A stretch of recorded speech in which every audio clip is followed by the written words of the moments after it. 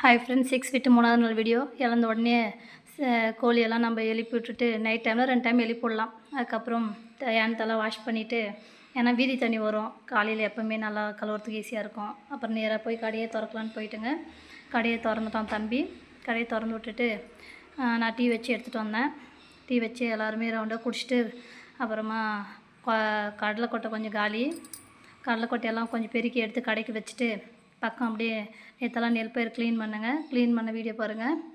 எலி தொல்லை தாங்க மாட்டதுனால எலி பறிக்காத இருக்கணும்னு சொல்லிட்டு க்ளீன் பண்ணியாச்சு.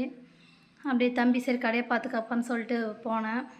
போயிட்டு நெக்ஸ்ட்டு நம்ம பண்ணை வேலை ஆரம்பிக்கலாம், டைம் ஆயிடுச்சு அப்படின்னு சொல்லிட்டு பண்ணியை வந்து ஃபுல்லாக இன்றைக்கி ப்ரூடிங் பிரிக்கணும். இன்றைக்கி 3வது நாளுன்றதுனால நேற்றே பேப்பரெல்லாம் எடுத்தாச்சு. அதனால் இன்றைக்கி கொஞ்சம் ஈஸியாக தான் இருக்கும்.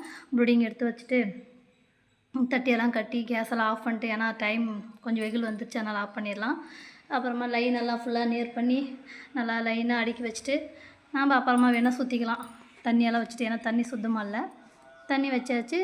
தண்ணி வச்சுட்டு நம்ம அதே மாதிரி ஆப்போசிட்டு இன்னொரு இதே மாதிரி சீலிங் இருக்குது. ஏன்னா ஒரே பண்ணையில் 2 பக்கமும் போட்டிருக்குது. 2மே இதே மாதிரி நம்ம எடுத்துகிட்டு பிரித்து முடித்து தண்ணி வச்சுட்டு அடுத்த பண்ணைக்கு போகலாம். அடுத்த பண்ணைக்கு போய் முடிச்சுட்டு, அதே மாதிரி மழை வந்ததுனால ஈரம் நல்லா இருக்குன்னு சொல்லிட்டு ஆள் வச்சு 2 பேரை சுற்றி க்ளீன் பண்ணியாச்சு. நெக்ஸ்ட் வீடியோவில் பார்க்கலாம். பாய். Okay friends.